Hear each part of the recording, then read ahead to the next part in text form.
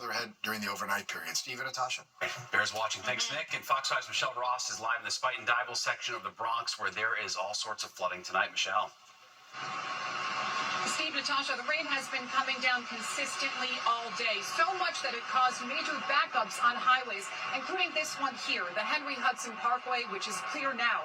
And right now, it's a sight that drivers from earlier wish that they were seeing when they were going at a snail's pace during rush hour.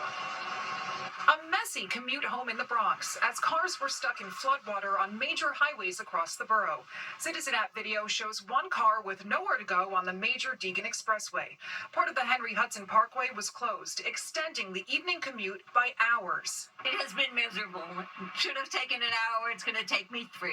It's a nightmare. I think this is one of the worst jam I ever been. We've been in the traffic for 3 hours, and it's crazy. How long does it normally take you to get home? Half an hour.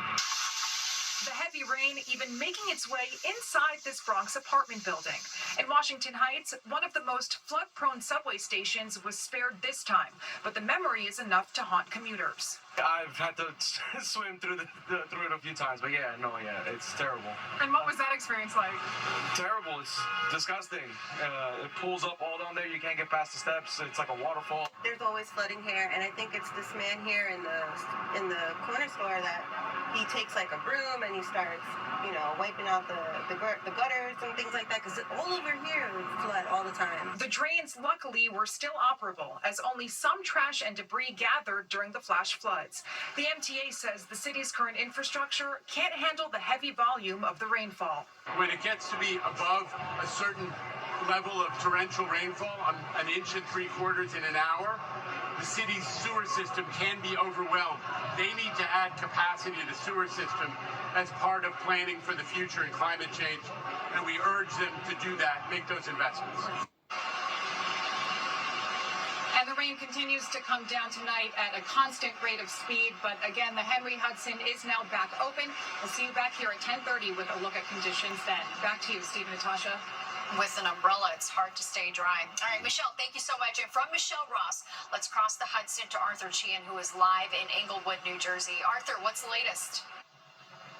The latest is that it just opened up again. At around 6 o'clock, the heavy rains came. Then it lifted around 8 o'clock for maybe 20 minutes, and then it came down again. Then it lifted again about 20 minutes ago, but now it's coming down once again. Behind us over here is Route 4, and then those cars are on Grand Avenue. Just a couple of the examples, really a drop in the bucket, if you will, of the cars that we've seen that have been stuck and had to be abandoned. Tonight, the street is now closed off in both directions by police because when the waters were about 3 or 4 feet when we arrived, they couldn't tell if the manhole was open or not, so they couldn't let anybody through safely. And that's just pretty much how the night's been going here in New Jersey. It started off just like any other rainy day in Union City. Some umbrellas came out, but life went on. Then suddenly the skies opened up and rapids started rushing down even in elevated portions of Englewood. This family ran to their SUV to get it out of the river that had suddenly formed. It's not the first time our basement is flooding. It's not a good reaction. I've never had to do this, where it's actually flooded for real. Nearby, bailing buckets of water from their basement became a family activity as Emily and her grandmother ran a pump to suck up the water so it could be tossed out onto the street. We're looking at like 5 straight days of rain. I know. I'm going to have to be in the basement. The whole time, pretty much. Yeah. Flash flood warnings became just the nasty flood part of it, forcing the closure of some major routes. Those who still ventured out found their cars and SUVs sunk in 3 to 4 feet of water. With their cars stalled, we watched multiple drivers bail out, leaving the flooded vehicles behind. Just before the deluge started, speaking with Fox 5, emergency officials in New Jersey pleaded with drivers, giving advice that had the power to save their day and their vehicles. Do not go around those barricades. Do not move barricades. This is what could be dangerous. If you do not see the roadway, do not drive down the roadway. Advice some would ignore and pay with their day and their night and their car.